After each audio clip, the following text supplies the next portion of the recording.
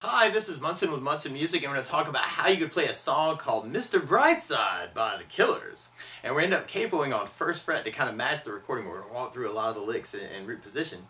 And we're going to start kind of with that main chord progression that kind of becomes our intro and our verse, where we start on C major. And the way we play C major, first finger goes to the B string on the first fret, second finger on the D string on the second fret, and third finger on the A string on the third fret. And if you strum the A string to the high E string, that sounds a C major chord, and it sounds really, really happy. And then from the C major, we're going to go to a G major chord when we play G major. First finger goes to the A string on the second fret, second finger on the low E string on the third fret, and third finger on the high E string on the third fret. And if you strum all those together, that sounds a G major chord, and it sounds really, really happy. Now another G major you may want to think about through the song, though, is kind of taking the third finger and going to the B string on the third fret, pinky on the high E string on the third fret, and you may want to use that for your G major. And actually another C major that you may want to play around with is something called C major 9, where you do your first finger on the D string second fret, second finger on the A string third fret, third finger on the B string third, pinky on the high E string third. And if you strum the A string to the high E string, that sounds a C major 9. So you may want to kind of think about using C major 9 and then go to the G major. That might make it a little bit easier for you. And then on the G chord, though, you'll kind of hear where the bass player is playing the A string on the second fret D note. So you may want to try and strum just that much of the chord too.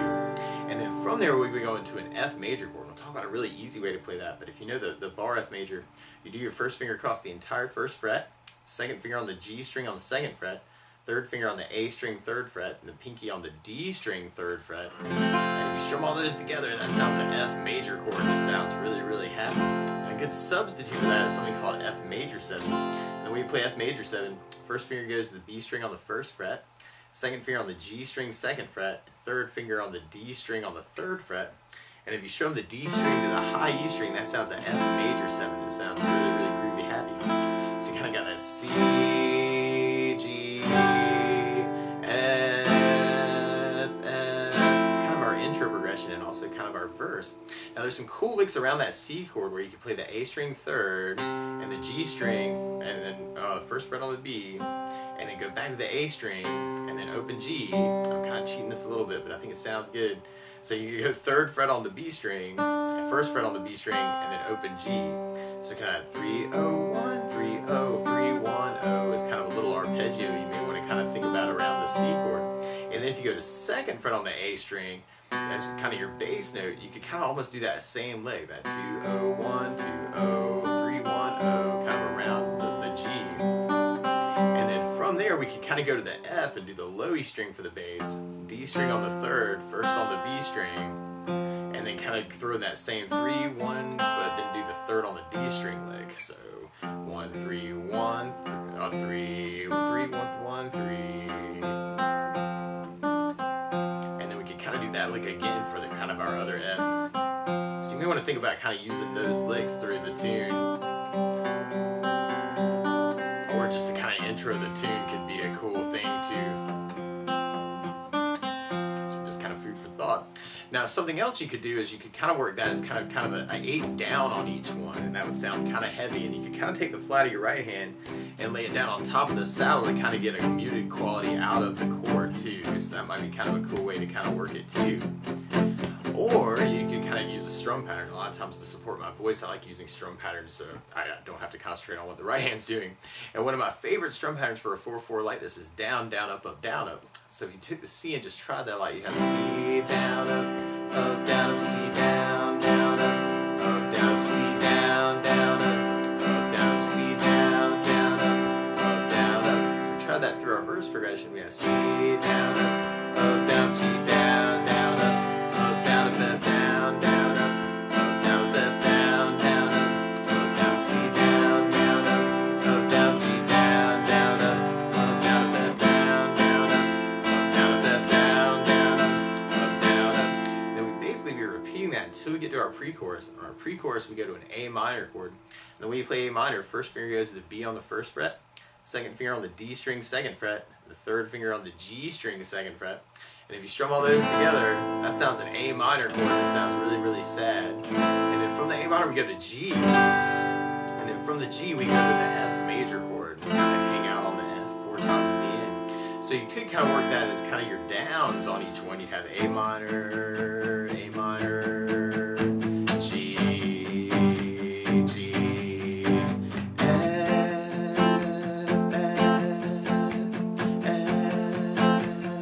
F. Or you could kind of work your down, down, up, and you have A minor, down, up, down, A minor, down, down, up, down, G, down, down, up, down, G, down, down, up, down, F, down, down, up, down, F, down, down, up, down, F, down, down, up, down, F, down, down, up, down, and then from there we'd be going into our chorus part. On our chorus we go from C to the F major to an A minor, and then we go to G. So if you wanted to, you could kind of work that with kind of those 8 downs on each one.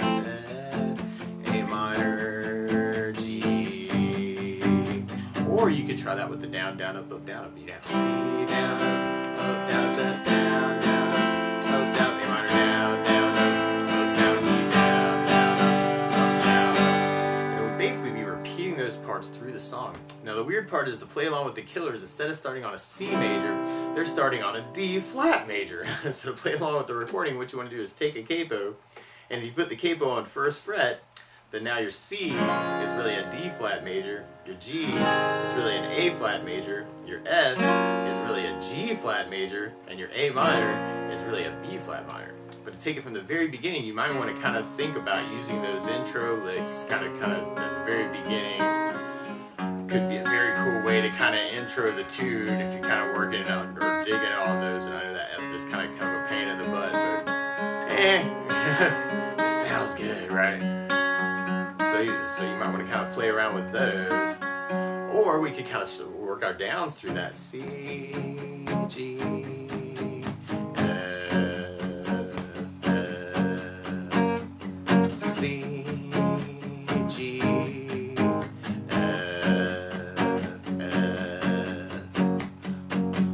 do our down, down, up, and have C, down, down, G, down, down, up, down, F, down, down, up, down, F, down, down, up, down, C, down, down, up, down, G, down, down, up, down, F, down, down, up, down, F, down, down, up, down. And we basically be repeating that until we get to our pre-chorus. We got the A minor, G,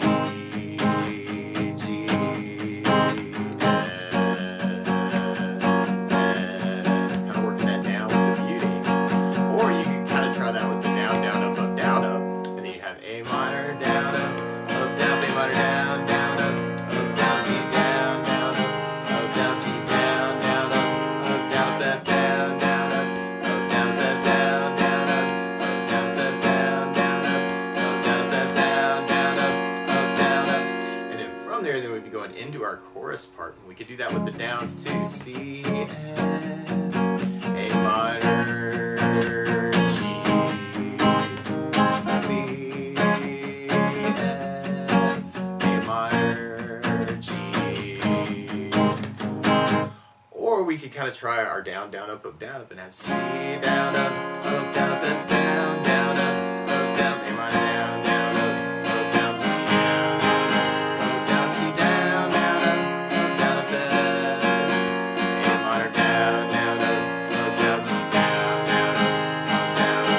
And then from there, then we go into a solo part that kind of matches our chorus part until we get to our next verse. And on our next verse, well, we got that same chord progression, but one other thing you may want to think about adding to the song is bass notes. And a lot of times on that first down of the down, down, up, you can throw a bass note for the chord. So on the C chord, you have the A for your bass, down, up, down. On the G, you can do the A string for your bass if you want to kind of bring out that B note. And that's called G/B. Or you can use your low E string for your bass, down, up, down, G, low E bass. On the F bar, you could do the low E string for your bass. And if you're using the F major 7, you could do the D for your bass. And then on the A minor chord, we have the A string for the bass. So if we try that next verse with a bass, down, up, we'd have C with an A bass, down, down, G/B with an A bass, F bass, down, down, F, C, G/B, and then there's this random stop kind of on that F. And then we're back. C, G slash B, F,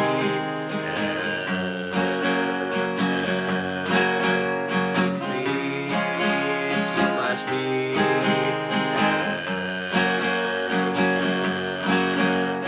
and then from there we'd be into our next pre-chorus. So we tried the pre-chorus with a bass, down, up, down, up. We'd have A minor, A bass, G with Louis bass, Louis bass, Louis bass, Louis bass,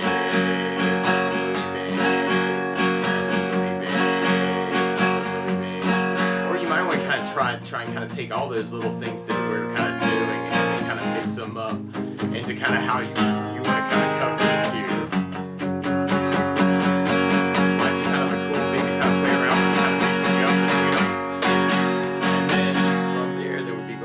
Into our chorus part.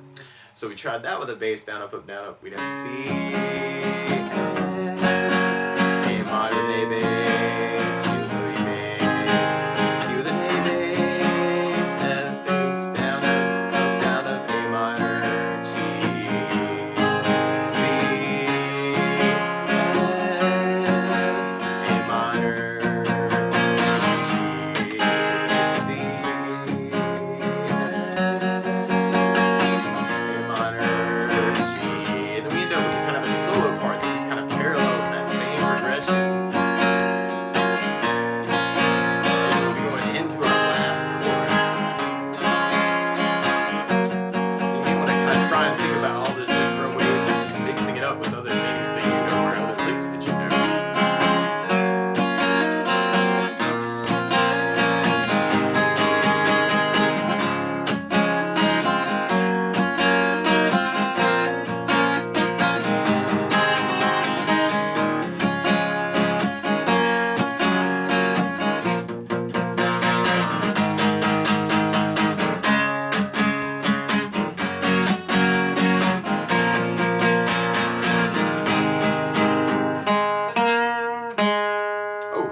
Outro, like where on the G you play an open G, and the second on the G, and then you can kind of play the big C at the very end. At least I think that's what I would do to make people clap. But that's the basics of how you can strum through Mr. Brightside by the Killers. So good luck.